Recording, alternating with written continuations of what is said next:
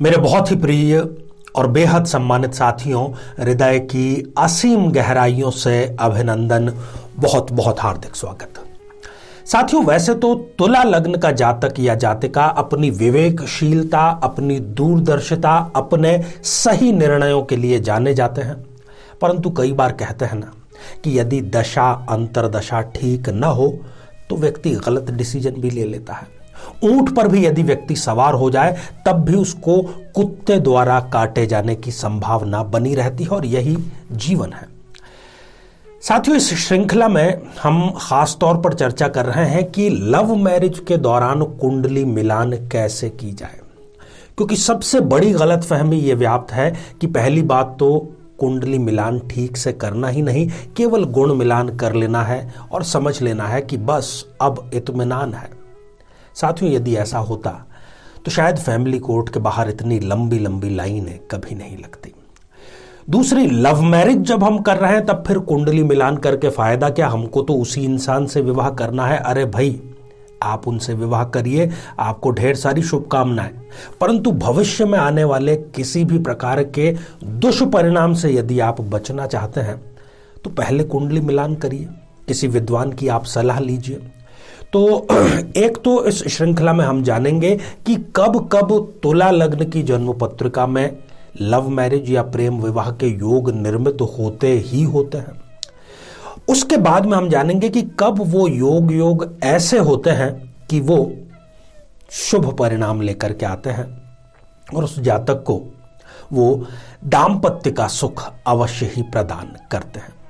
साथियों, इस पर हम विस्तार से चर्चा करें इससे पहले एक बेहद जरूरी सूचना कि हम हमारे प्रत्येक एपिसोड के अंत में किसी न किसी जातक के प्रश्न का उत्तर देते हैं, और ये प्रश्न हमें प्राप्त होते हैं आप लोगों के ही द्वारा यूट्यूब कमेंट के माध्यम से।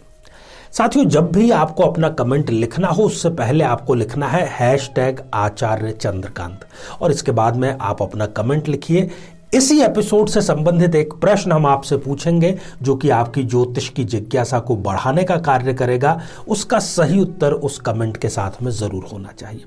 साथियों, प्रेम से जो गाड़ी स्टार्ट होती है विवाह पर रुकते हुए यदि वो भाग्योदय के स्टेशन पर पहुंच जाए तो हम इसको एक सफल प्रेम विवाह कहते हैं। आइए तुला लग्न की जन्म पत्रिका पर दृष्टिपात करके थोड़ा सा इसको विस्तार से जानने का प्रयास करते हैं। साथियों, तुला लग्न की इस जन्म पत्रिका में जिसमें कि शनि प्रबल योग कारक होते हैं, यदि सप्तम भाव में ही शनि, राहु या केतु, इनमें से कोई भी एक भी है तो पर्याप्त है। बैठा हुआ है यदि ग्रह, तो इन ग्रहों की दशा या अंतरदशा में ये जातक या जातिका प्रेम विवाह जैसा स्टेप जरूर उठा सकती हैं, और खास तौर पर ये किसी बहुत दूरस्थ व्यक्ति के संपर्क में आती हैं। और मजे की बात यह है कि इनकी आंखें तब खुलती हैं जब विवाह के बाद में इनको परेशानियां आनी शुरू होती हैं, क्योंकि जिस जीवन साथी को इन्होंने चुना है प्रेम विवाह के लिए, उसके लिए विवाह केवल एक टाइम पास मात्र था।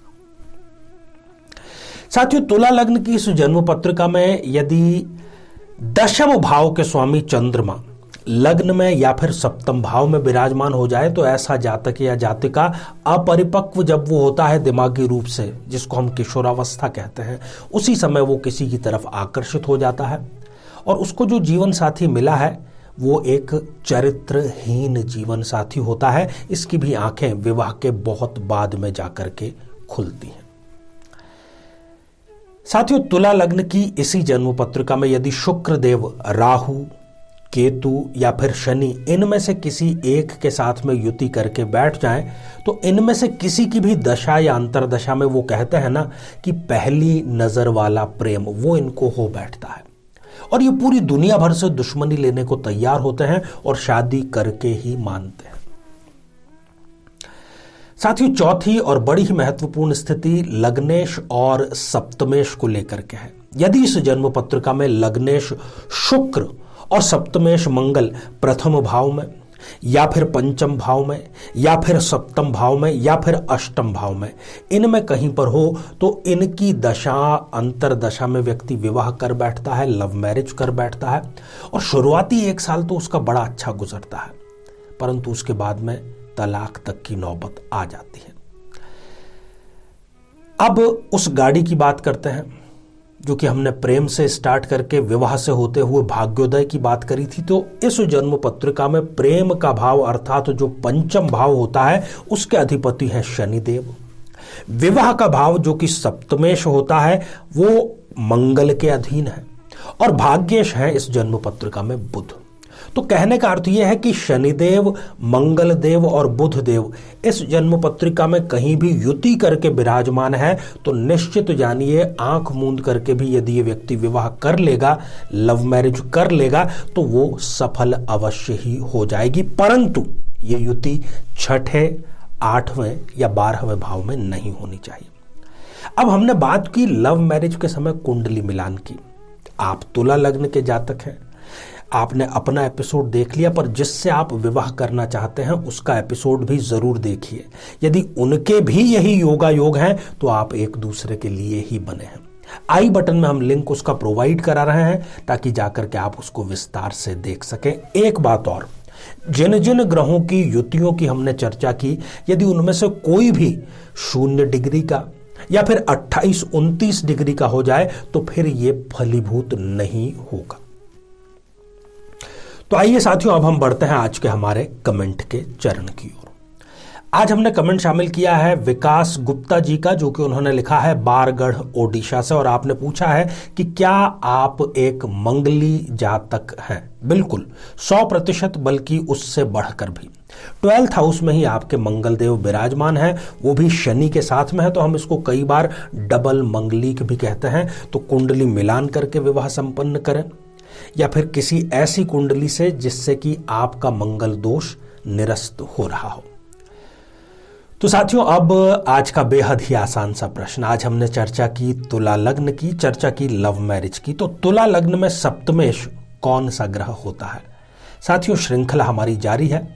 आप सभी स्वस्थ, समृद्ध और शांतिपूर्वक जीवन व्यतीत करें। नमस्कार।